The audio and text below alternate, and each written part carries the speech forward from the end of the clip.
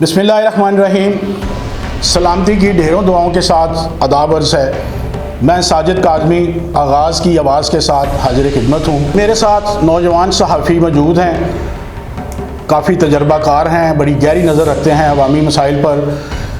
तो मैं उनसे आज बात करूँगा कि जो हुकूमत ने जो 30 रुपये पेट्रोल एकदम बढ़ा दिया है, उस पर आवाम पर क्या गुजर रही है। हाफिज़ साहब क्या कहेंगे, आप आवाम में मौजूद रहते हैं हर वक्त, आवाम क्या महसूस कर रही है जबकि लाकानूनियत का ये हाल है कि रात को ऑर्डर्स तो हो गए लेकिन पेट्रोल पंपों पर पेट्रोल नहीं मिल रहा था, लोगों की लंबी लंबी लाइनें लग गई थी।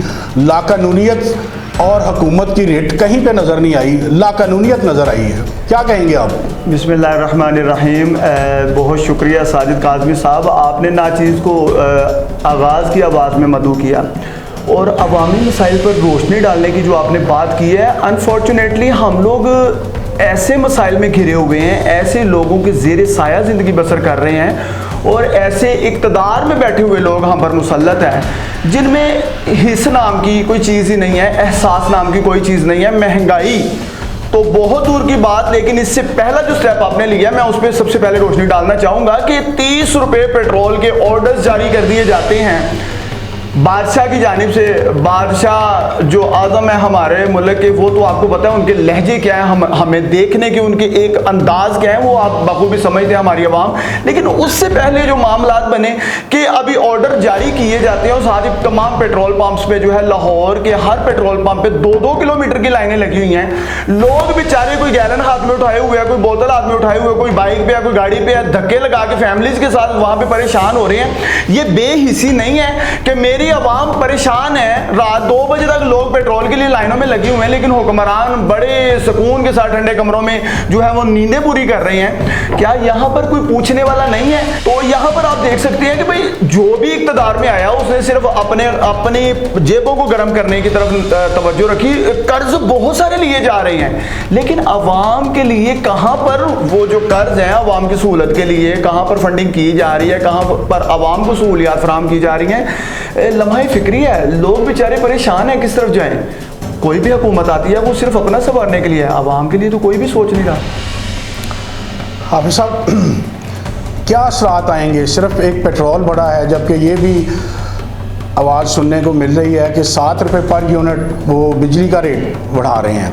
तो 7 रुपये अगर पर यूनिट इन्होंने बढ़ा दिया तो फिर तो नामुमकिन हो जाएगा सर्वाइवल करना आवाम के लिए। सर बिल्कुल, आपने बड़ा ही एक मैं समझता हूँ लम्हा फिक्रिया लफ्ज़ जुमला जो है वो सामने लाए हैं कि बिजली के साथ अगर हम चले जाते हैं पीछे हमारे डॉलर की जानिब, तो डॉलर की जब कीमत उड़ान भरती है तो आप तो समझते हैं हमारे मुल्क का क्या हाल होता है। तो इस वक्त आप जानते हैं कि 200 रुपये से जो है वो तजावज़ कर रहा है, तो डॉलर आगे बढ़ता जा रहा है, तो पेट्रोल और बिजली और अशे खोरो नोश तो लोगों की परेशानी का सबब जाहिर है सामने आएगा। अब मैं आपको अवामी मसाइल पे थोड़ी सी रोशनी डालना चाहूँगा। जब हम लोग बाहर रिपोर्टिंग के लिए निकलते हैं, जब हम लोग अवाम के मसाइल सुनने के लिए निकलते हैं, लोग बेचारे इस कदर परेशान हो चुके हैं इस बेहिसी से कि लोग अब जवाब देना ही मुनासिब नहीं समझते हैं। लोग मतलब बड़ा मायूस उनका लहजा होता है मीडिया के साथ, उनका कहना होता है कि क्या बात करें हम, आप लोग कितनी हमारी आवाज़ उठाएंगे, आवाज़ उठाने का फ़ायदा क्या होगा, मतलब कि क्या कोई हल निकलेगा। लोग इस कदर बेजार हो चुके हैं, लोग इस कदर परेशान हो चुके हैं कि वो अपनी हुकूमतों से वैसे ही मायूस है, वो बात ही नहीं करना चाहते इस मौजू पे। लोगों को फिक्र जो है, देखिए हमारा जो पाकिस्तान का ज़्यादा नहीं तो 70% तो ज़रूर ऐसा तबका है जिनको सिर्फ अपने किचन की फ़िक्र है, जिनको ये फ़िक्र है कि मैंने जो कमाया है वही जाके खाना है। आज अगर मैं कमाऊंगा नहीं तो मेरे बच्चे आज भूखे सोएंगे। वो अपने भूखे बच्चों का पेट भरने के लिए लोग इस कदर बेजार हो चुके हैं कि वो बात करना ही पसंद नहीं करते। वो कहते हैं ये 2 मिनट जो आपके लिए हमने ज़ाया करने हैं, किसको बात सुनाएंगे आप, कौन से ऐवानों तक बात ले जाना चाहते हैं। जब ये बात आगे जाएगी, इम्प्लीमेंट ही नहीं होगा, तो बेहतर है कि हम ये 2 मिनट ज़ाया ना करें, हम अपने बच्चों के लिए मेहनत कर लें और किचन के लिए कुछ ले जाएं ताकि आज हमारे बच्चे जो हैं वो पेट भर के सो सकें। देखिए पाकिस्तानी अवाम जो गरीब है उसकी फिक्र सिर्फ अपने बच्चों तक है और किचन तक है, इससे बढ़कर कोई सेविंग का प्लान नहीं है कोई ऐसा। अब आप थोड़ा सा पीछे जाते हैं तो अभी हम लोग कोरोना के एक सख्त तरीन दौर से फ्री हुए हैं और साथ ही जैसे ही कोरोना से फ्री होते हैं, कोरोना का दौर कैसा गुजरा वो तो मेरा ख्याल है कि इस वक्त हम लोग स्पीचलेस हैं, वो तो हम बयान ही नहीं कर सकते कि क्या क्या मामला। और सफ़ेद पोश तबका जो है उनको क्या अजियत उठानी पड़ी। देखिए जो दो तबके थे, एक तो अमीर तबका था जो कि साहब हैसियत था, वो लोग तो अपनी सेविंग्स को इस्तेमाल करते रहे। दूसरा तबका जो गरीब गुरबा थे वो हाथ फैलाने तक भी चले गए, उनकी मजबूरी थी, उनको करना पड़ा, लेकिन वो फैला सके। तीसरा तबका जो पिसा वो था सफ़ेद पोश लोग बेचारे, ना तो उनकी कोई सेविंग थी और ना ही हाथ फैलाना उनका कोई वतीरा था या वो कर सकते थे।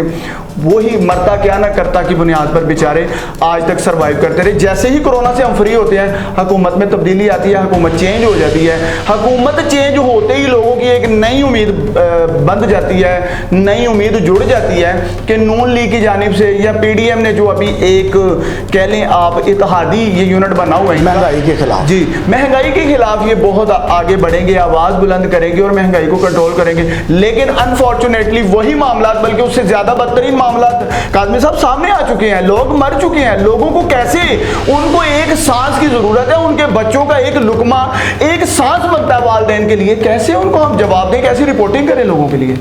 देखें, गुर्बत, इमाम हुसैन अलैहिस्सलाम का फरमान है कि गुर्बत इंसान को अपने शहर में अजनबी बना देती है। वो किसी से पूछा गया कि तुम्हारा फ़िरका कौन सा है, तुम कौन हो, सुन्नी हो, शिया हो, देवबंदी हो, बरेलवी हो।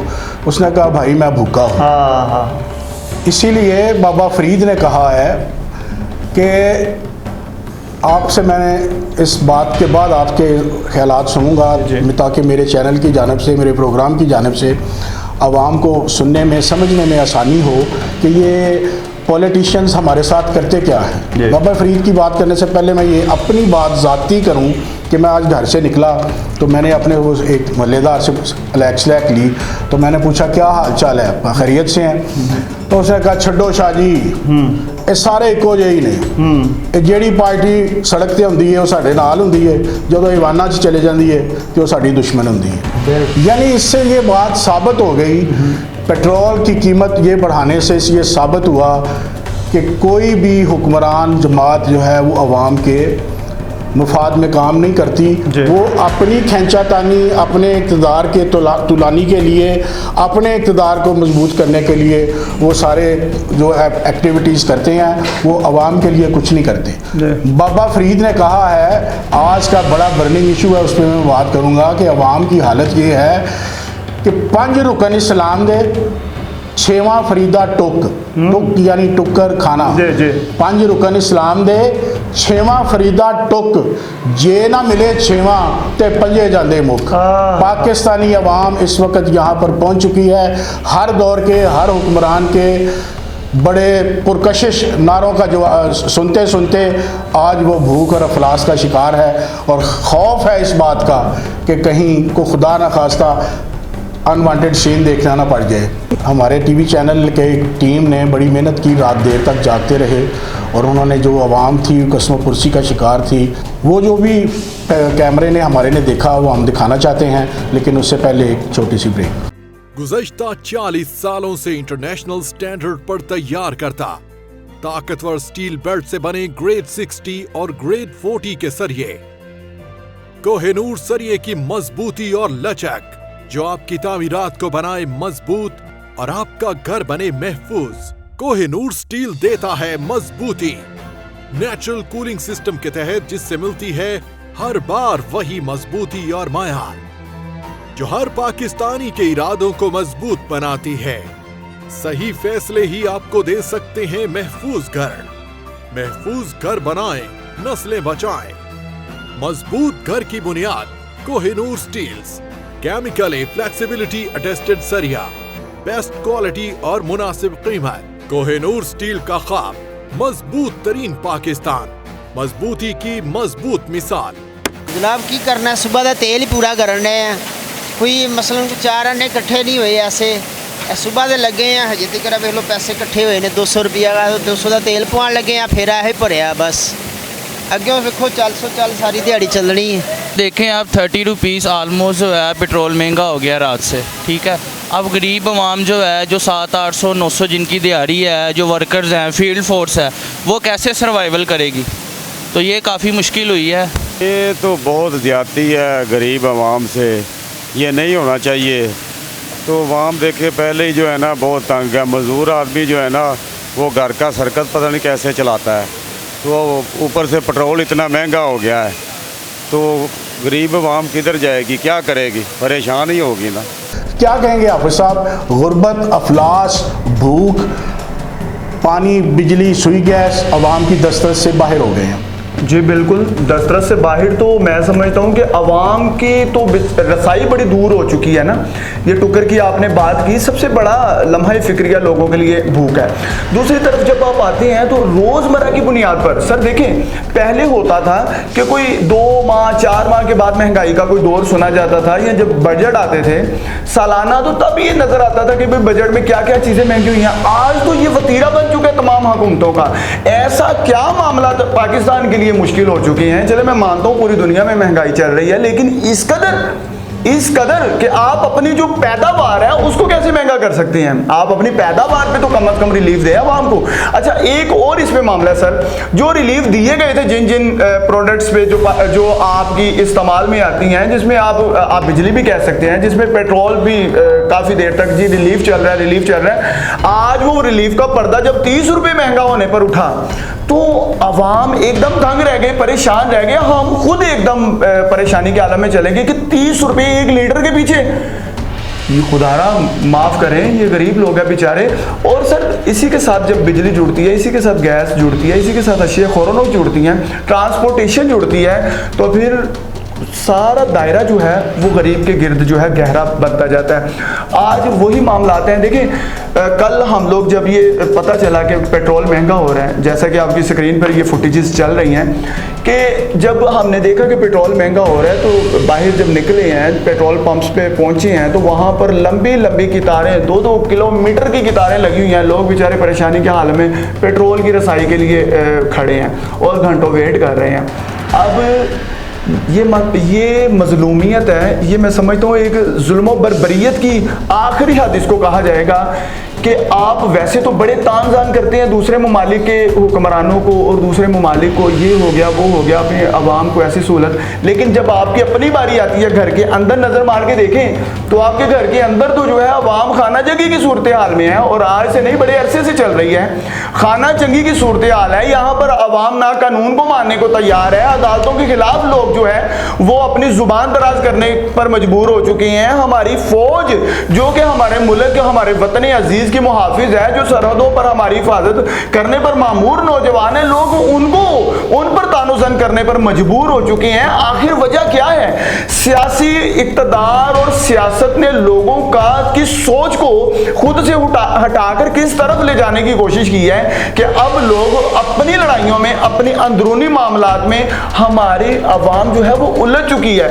ना कि एक तरफ का इशारा दें, हर तरफ ही इशारे चल रहे हैं, और ये बड़ा खतरनाक इस वक्त दौर जा रहा है। मैं समझता हूं कि हुक्मरानों को होश के नाखुन लेने चाहिए, उनको फिक्र करनी चाहिए कि हम किस तरफ जा रहे हैं, हम अपने मुल्क को किस तरफ लेके जा रहे हैं। आप एटमी पावर हैं, आप इस बात पे गौर फिक्र क्यों नहीं कर रहे हैं कि दूसरे ममालिक और बहुत सारी ऐसी नजरें आप पर टिकी हुई हैं कि जैसे ही आप लोग बेबस हो, आपसी लड़ाइयों में मगन हो, और जब आप आपस में लड़ते हुए नजर आए तो वो लोग आप पर मुसल्लत होने की कोशिश करें। सर क्या हाँ साहब, मैं यहाँ पर माजरत के साथ आपको टोकूंगा। ये बड़ी खूबसूरत बात आपने की, ये बड़ी संजीदगी से इस पर गौर करना चाहिए कि आज IMF और वर्ल्ड बैंक के आगे मजबूर होकर गवर्नमेंट ने 30 रुपये पेट्रोल बढ़ा दिए। यही लोग यहूदो नसारा, कुरान मजीद का फैसला है कि और यहूदो नसारा तुम्हारे दोस्त नहीं हैं। कल को यही लोग आपको ब्लैकमेल करेंगे। सियासी हुक्मरान, बात सुने गौर से, कल को यही हुक्मरान आपको एटम बम के मामले में ब्लैकमेल करेंगे, तो क्या एटम बम भी आप दे देंगे? वतन ईमान होता है, धरती माँ होती है। क्या हम अपनी धरती माँ के साथ या अपने ईमान के साथ मुनाफकत करेंगे, बददियानती करेंगे? खुदारा हमें वहाँ तक ना लेके जाएं। इकट्ठे होकर बैठें, कुछ सोचें।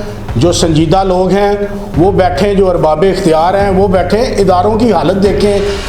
वो इदारों के जो सरबराहान हैं उनको कहा जाता है ये बददियानत है, उनको ऊपर जो हुक्मरान है वो कहते हैं ये बददियानत है, वो कहते हैं ये बददियानत है। ट्रांसफ़र, पोस्टिंग, हर तरफ बददियानती नज़र आ रही है और अपने मफादात नज़र आ रहे हैं। अगर आपने इस नहज पे जहाँ पर मुल्क को आपने बचाया है, सियासतदानों ने बचाया है, अगर आपने यहाँ पर गौर व फिक्र ना किया, तदब्बर से काम ना लिया, तो डर है हाफिज़ साहब कि खुदा न खास्ता आइंदा नस्ल के लिए हम बुजुर्ग ना कहलवाएँ, हम उनके मुजरम बने। जी नाज़रीन, आपने देखा, आप ही सबसे बड़े जज हैं, आप ही सबसे बड़ी अदलिया हैं और आपका ही इंसाफ है। हमने हक़ाइक़ आपके सामने रख दिए, अवाम की हालत ज़ार आपको बता दी। अब आपका फैसला है कि आपने क्या करना है। मैं अपने चैनल की वसातत से मुक़्तदर हलकों को ये कहूँगा कि सियासतदान तो अपनी खींचातानी में लगे हुए हैं, आप ही अवाम की तरफ एक नज़र दौड़ा लें कि इनकी क्या हालत है। मैं हाफिज़ इरफान साहब का शुक्रिया अदा करता हूँ कि उन्होंने अपने वक्त से हमें हक़ाइक़ से आगाह किया। अपने मेज़बान साजिद काज़मी को इजाज़त दीजिए। सच्ची और खरी बात के साथ इंशाअल्लाह दोबारा मुलाकात होगी।